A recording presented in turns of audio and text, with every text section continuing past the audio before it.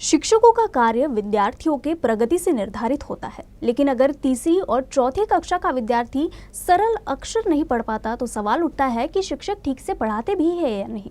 अमरावती जिले के मेलघाट में शिक्षकों की कार्यशैली पर ऐसे ही सवाल उठा है। जिलाधिकारी ने जब मेलघाट के स्कूलों का दौरा किया तो ये सच्चाई सामने आई। अब सवाल ये उठ रहा है कि जब शिक्षकों को अच्छा वेतन और अन्य सुविधाएं मिल रही है तो फिर वह अपना काम क्यों नहीं कर रहे।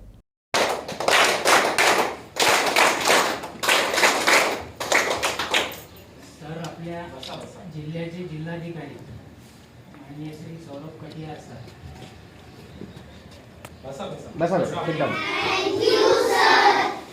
मी नियोजन कैसे करता होता म्हणजे किती दोन वर्ग आहेत इथे दोन वर्ग तिसरा आणि चौथा म्हणजे दोन वर्गाला एकाच वेळी बसवलं जातं ना, एकाच वर्गामध्ये. हो वर उकल्या कमी आहेत थोडं कमी आणि शिक्षक आहे ना. चार शिक्षक आहे ना तुमचे? चार शिक्षक. गणित कोण शिकवतात? एक शिक्षक सर्व हां, म्हणजे विशेष शिक्षक नाही, कोणीच नाही. आणि प्रायमरीला नाही का 6 ते 8 ला विशेष शिक्षक असतात. हां 6 ते 8 ला विशेष शिक्षक असतो ना. हो असतात, पण फक्त मीच एकटाच आहे इथं विशेष शिक्षक म्हणून. बाकी थोडं सामाजिक शास्त्र आहे, पण ते आता इतर विशेष शिक्षक नसल्यामुळं मीच पाहतो तो वर्ग. वाचता येते ना सर्वांना? हो सर आहे. कोणती? तिसरी चौथी? तिसरी आणि चौथी. इंग्लिश तर वाचता येणार नाही, इंग्लिश येते ना. इंग्लिश तेवढं जमणार. काही मुलं मराठीचे पुस्तक आहे. हां कोणी इकडे वाचून दाखवा. वाचा. एक जण वाचून दाखवा. उभा राहा. सचिन सांगू मला. कोणीतरी वाचा. तू वाच ना, वाच. नाही हे वाचेल इकडनं कोणीतरी वाच. कोण वाचते रे बेटा? कोई पढ़ती सुना इधर से? हे नाही ना, हे तिला तिला घे. अरे घाबरायचं गरज नाही, आपले सर आहे. ये बेटा ये, घाबरू नको. हा जिल्ह्यावर एकटा धावला हवा म्हणजे प्राथमिक मध्ये खो खो मध्ये. अच्छा, 7 मिनिट एकटाच धावतो तो. अच्छा. वाच असेल. पाठ्य पुस्तक में लिखे इन शब्दों को पढ़ने की कोशिश कर रहा ये छात्र पहली कक्षा का नहीं बल्कि चौथी कक्षा का है। आश्चर्य की बात तो ये है कि नियमित रूप से स्कूल में आने के बाद भी चौथी कक्षा तक पहुंचे इस छात्र को अभी तक ठीक से पढ़ना भी नहीं आ रहा।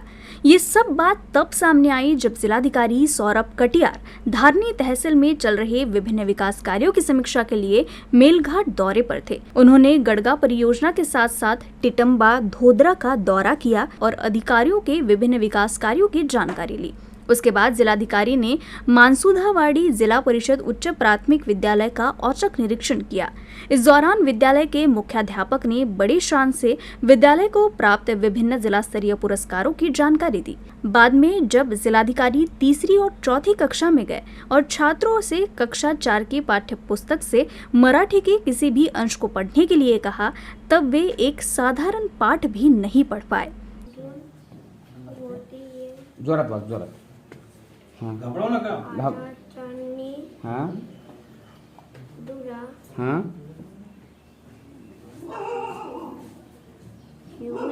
हां यासाठी हां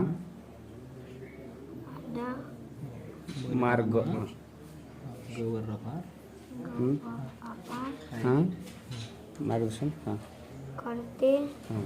शाळेच्या अजून कोणाला वाचता येते चांगल्या पद्धतीने? यासाठी ठीक आहे, छान आहे, छान आहे. छान. स्नेहात वाच.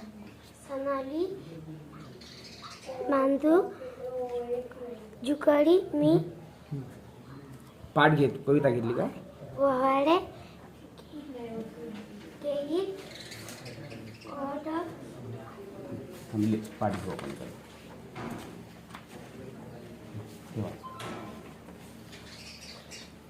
में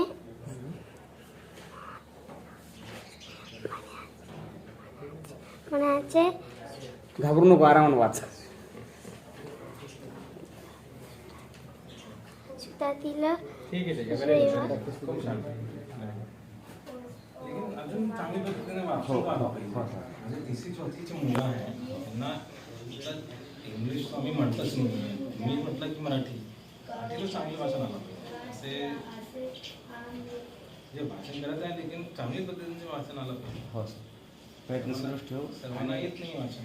नाही बऱ्याच मुलं नाही आता मुलं काय आमच्यासमोर वाचतात आणि असे घाबरतात. आता मोठी मुलं तर वाचतातच, मोठी मुलं नाही घाबरणार. तिसरी चौथी इव्हन दुसरीच्या हो. मुलांना वाचन आलं हो. पाहिजे चांगली पद्धतीने.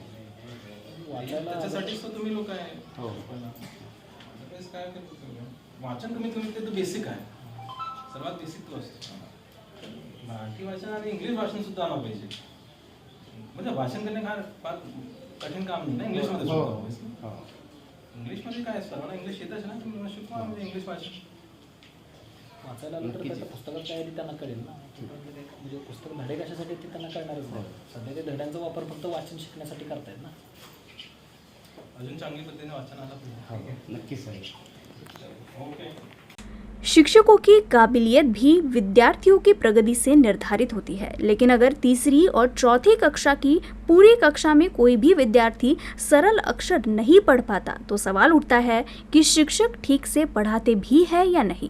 अमरावती के जिलाधिकारी के सामने शिक्षकों की लापरवाही सामने आई, जिसके बाद अब जिलाधिकारी ने इस तरह के शिक्षकों पर अपनी नाराजगी जताई और कहा कि जब समय पर वेतन मिलता है तो ये शिक्षक स्कूलों में बच्चों को ठीक से पढ़ाते क्यों नहीं। वैसे ये सवाल भी जायज़ है, क्योंकि अगर इन बच्चों को शुरुआत में ही ठीक से शिक्षा नहीं मिलेगी तो भला इनका आगे का भविष्य कैसे स्थिर होगा।